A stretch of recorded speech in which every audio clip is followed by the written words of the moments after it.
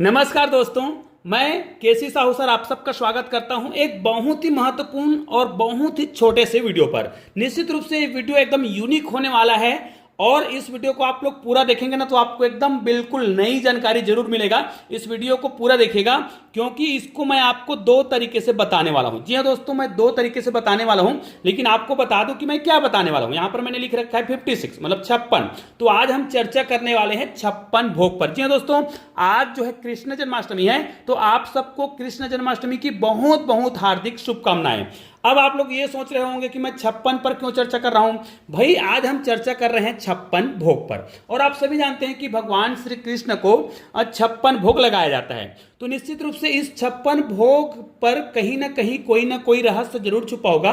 तो वास्तव में वो कौन सा रहस्य है जिसके कारण से भगवान श्री कृष्ण को 56 भोग लगाया जाता है। तो चलिए हम गणित के माध्यम से आपको बताने का प्रयास करते हैं और दो प्रकार से बताएंगे। उससे पहले अगर आप हमारे चैनल में नए हैं तो चैनल को सब्सक्राइब करके बेल आइकन को प्रेस कर दीजिएगा और ऑल को टच भी कर दीजिएगा, ताकि इसी प्रकार के बहुत ही महत्वपूर्ण वीडियो का नोटिफिकेशन आपको मिलता रहे। निश्चित रूप से हमारे चैनल में गणित के जादुई वीडियो भी अपलोड किए जाते हैं जो बहुत ही यूनिक होते हैं। तो उस वीडियो को देखने के लिए आपको क्या करना पड़ेगा, हमारे चैनल के प्लेलिस्ट में जाना है। वहां पे आपको बहुत सारे प्लेलिस्ट मिलेंगे जिसमें एक गणित का जादू वाला भी मिलेगा, या फिर 369 अंकों का रहस्य ये वाला प्लेलिस्ट ही मिलेगा, उनको भी आप देख सकते हैं। आज हम चर्चा करने वाले हैं 56 भोग पर। चलो, ये तो आप जानते हैं कि भगवान श्री कृष्ण को 56 भोग लगता है। तो इस 56 भोग में क्या रहस्य है, तो चलिए हम दो प्रकार से आपको बताने वाले हैं। आप सभी जानते हैं कि एक दिन में कितने घंटे होते हैं, 24 घंटे होते हैं। और एक दिन में कितने पहर होते हैं, ध्यान दीजिएगा, एक दिन में कितने पहर होते हैं। और आपको पता है कि 3 घंटे का, ध्यान दीजिएगा, 3 घंटा, यहां पर 3 घंटे का क्या होता है, एक पहर होता है। मतलब एक पहर में कितने घंटे होते हैं, 3 घंटे होते हैं। अर्थात एक दिन में यदि हम पहर की बात करें तो कितने पहर हो गए, 8 पहर हो गए। एक दिन में 8 पहर।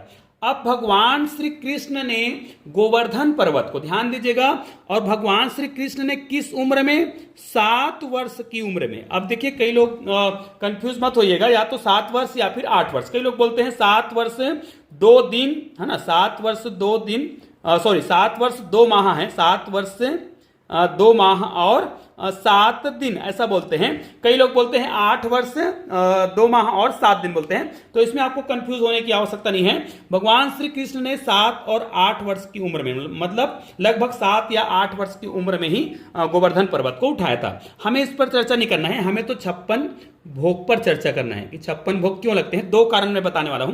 पहला कारण ये बता रहा हूं कि एक दिन में 24 घंटे होते हैं। 24 घंटे में यदि हम पहर की बात करें तो 3 घंटे का एक पहर होता है, तो 8 पहर होते हैं। अब भगवान श्री कृष्ण ने गोवर्धन पर्वत को कितने दिनों तक उठाया, 7 दिन तक उठाया। देखिए, 7 दिनों तक अपनी कनिष्ठिका उंगली पर उठाए रखा, 7 दिन तक उठाया। और एक दिन में कितने पहर होते हैं, मैंने बताया 8 पहर होते हैं। 8 पहर होते हैं। तो टोटल अगर हम 7 को गुना करें 8 पहर से, 7 दिन तक उठाए रखा, 8 पहर तक। अब निश्चित रूप से अगर उसने उंगलियों में उठा रखा है तो उसने कुछ खाना तो नहीं खाया होगा। तो 7 दिनों तक भगवान श्री कृष्ण ने गोवर्धन पर्वत को अपने कनिष्ठिका उंगली में उठाए रखा। तो टोटल कितने पहर की बात करते हैं, 7 अट्ठे 56, ध्यान दीजिएगा, 7 अट्ठे 56 पहर हो रहा है। और इतने दिनों तक उसको खाना खिलाना है। मतलब भगवान श्री कृष्ण को एक एक दिन के हर पहर में उसको खाना खिलाना है। इसलिए भगवान कृष्ण ने जब 7 दिनों तक 8 पहर अपने कनिष्ठिका उंगली पर पर्वत को उठाए रखा, तो उस 8 पहर के हिसाब से, 7 दिन के हिसाब से टोटल कितने पहर हो गए, 56 पहर हो गए। ठीक है, 56 पहर। तो इस 56 पहर के हिसाब से भगवान श्री कृष्ण को भोग लगाने के लिए 56 भोग लगाया जाता है। ठीक है, तो ये तो हो गया पहला कारण। अब दूसरा कारण बताते हैं गणित के दृष्टि से। पहला कारण हमने आपको बताने का प्रयास किया है, ठीक है। दूसरा, अब ये कहा जाता है कि लोग जो है, मतलब मनुष्य जन्म जो है, कहा जाता है मनुष्य जन्म ही ऐसा है जिसमें वो सोचने की क्षमता रखता है ना। वो बात करता है, सोचता है, अपने विचारों को अभिव्यक्त करता है, नए नए इन्वेंशन करता है, गणित पढ़ा सकता है, विज्ञान पढ़ा सकता है, सब चीज कर सकता है। एक मनुष्य ही ऐसा प्राणी है। तो मनुष्य जन्म लेने के लिए, ध्यान दीजिएगा, मनुष्य जन्म लेने के लिए उनको और कितने योनियों से भटकना पड़ता है, कितने जन्म उनको लेना होगा, तब ये मनुष्य जन्म मिलेगा। तो मैं आपको बता दूं, यहां पर मैं बता रहा हूं जो मैंने सुना है ना। तो अक्सर आप लोगों ने सुना होगा कि लख 84, ध्यान दीजिएगा, लख 84, ठीक है, अर्थात 84 लाख जो योनि है, 84 लाख योनि आप जन्म लेंगे, उसके बाद मतलब 84 लाख जो योनि होगा वो आपका मनुष्य से जन्म होगा। इसका मतलब उससे पहले जितने योनि हैं उस योनि में आपके कर्मों के अनुसार भाई, अब 84 लाख यदि यहां पर मैं लिखता हूं 84 लाख, ठीक है, तो यहां पर हम 0 लगा देते हैं, ठीक है, इकाई, दहाई, सैकड़ा, हजार, 10,000, ठीक है, लाख और 10 लाख, इकाई, दहाई, सैकड़ा, हजार, 10,000, लाख और 10 लाख, 84 लाख।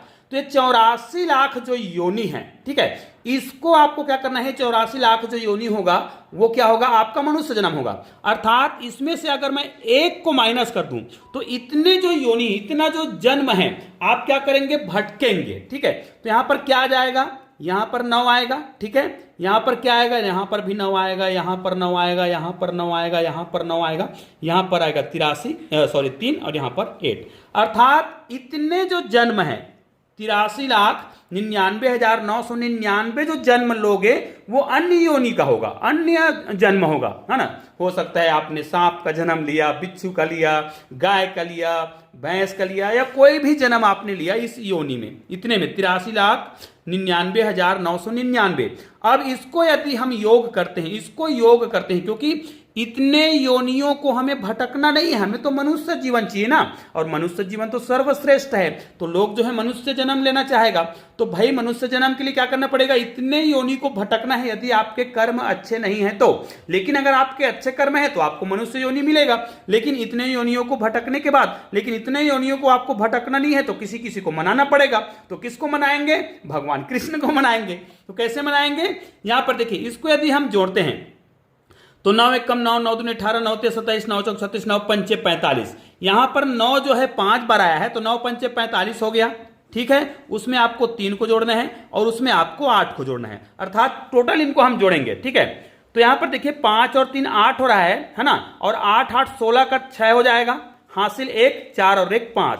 अर्थात यहां पर देखिए ये एक प्रतीक के रूप में भाई आपको क्या करना है, 84 लाख जो योनि है, 84 लाखवा जो योनि है वो मनुष्य योनि है, बाकी 83,99,999 योनि जो है अन्य प्राणियों का है ना। तो उस अन्य योनि में आपको नहीं भटकना है, तो आपको मनाना पड़ेगा। किसको मनाना पड़ेगा, यहां पर भगवान श्री कृष्ण को मनाना है। और आपको पता है कि भगवान श्री कृष्ण को 56 भोग प्रिय है। अगर आप 56 भोग लगा देते हैं, वो भी श्रद्धा भक्ति से, है ना। आपका भक्ति जो है क्या होना चाहिए, श्रद्धा भक्ति से होना चाहिए, निस्वार्थ होना चाहिए। लेकिन ये वाला आप अगर करते हैं, 56 भोग लगाते हैं, तो हो सकता है कि आपको क्या करना पड़े, मतलब ये 83,99,999 योनि में भटकना न पड़े और डायरेक्ट आपको मनुष्य योनि मिल जाए, ऐसा कहा जाता है। इसलिए भगवान श्री कृष्ण को 56 भोग लगाया जाता है। तो मैंने 2 कारण बताए हैं, इसके और भी बहुत सारे कारण हैं। जरूरी नहीं है कि इस वीडियो को आप देखो और मानो, ये तो मैंने केवल एक ट्रिक के रूप में बताया है, 2 प्रकार से आपके सामने प्रूफ करने का प्रयास किया है।